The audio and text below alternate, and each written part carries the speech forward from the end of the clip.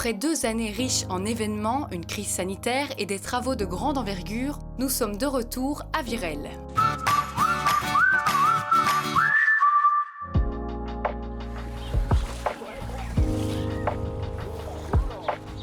Nous avions quitté l'équipe pataugeant dans un étang boueux qui se vidait comme un gigantesque lavabo.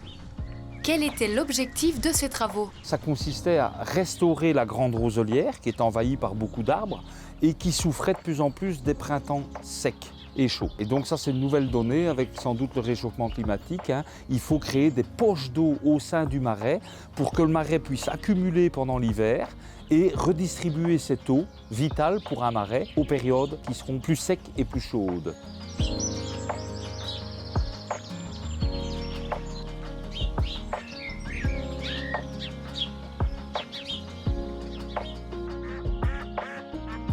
Rappelons que ce lieu est intimement lié à l'histoire industrielle de la région. Oui, c'est un étang qui a été créé par l'homme de manière à avoir un réservoir d'eau pour alimenter les moulins en eau parce que les ruisseaux de la région sont tout petits.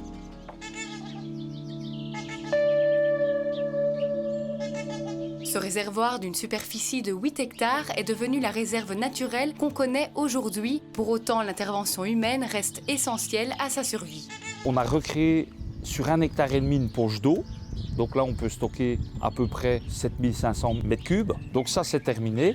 Et alors, avec les terres, etc., on a recréé un complexe d'îles et d'îlots. Et eux, ce sont des nouveaux habitats pour les oiseaux. Certains vont être revégétalisés, d'autres, on laisse la nature faire comme elle l'entend. Ces archipels ont pour objectif d'apporter aux oiseaux les conditions idéales de nidification. Parce qu'un oiseau qui niche, il a besoin de certains postes de chant, de zones de parade, de zones de nourrissage, de zones plus calmes pour installer le nid, etc. Et donc le complexe est beaucoup plus travaillé quand on doit nicher que quand on ne fait que s'arrêter pour manger. Et donc un grand plan d'eau c'est bien, mais un plan d'eau parsemé d'îles de différents niveaux, c'est encore beaucoup mieux.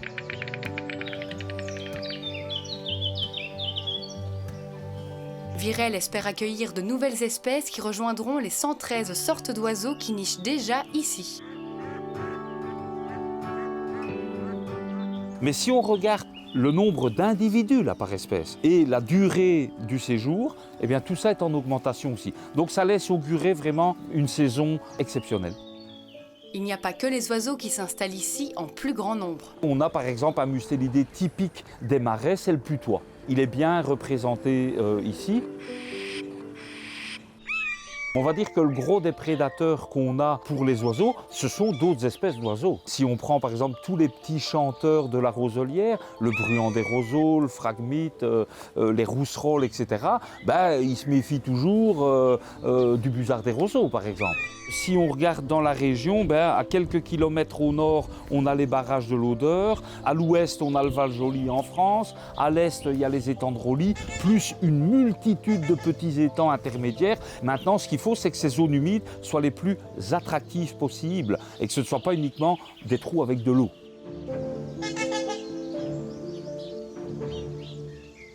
L'Aquascope développe aussi un tourisme durable. On est en train de terminer l'aménagement de 3 nouveaux hébergements insolites qui cette fois-ci sont des bâtiments en bois sur pilotis au bord de l'étang avec une vue vraiment imprenable sur la réserve naturelle, sur les oiseaux et puis une vue sur le ciel parce qu'on aura un très beau hublot circulaire dans la toiture de ces hébergements.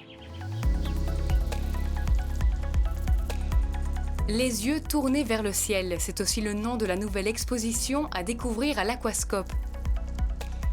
Il est question d'astronomie, d'arboretum, de cigognes et de cadrans solaires. L'histoire du cadran, c'est d'abord l'histoire d'un aménagement paysager qui est l'arboretum Momini-Chimay. On s'était dit, pour marquer un peu les frontières naturelles de notre arboretum, qu'on allait y placer des aménagements un peu particuliers. Et donc l'idée est venue d'installer de part et d'autre des cadrans solaires. On s'est servi de la silhouette de la cigogne et de son bec comme style. Donc l'ombre du bec va donner l'heure sur les ailes de cette cigogne. Il faut se rappeler que Virel est toujours le seul endroit en Wallonie où la cigogne niche avec succès, à l'état sauvage.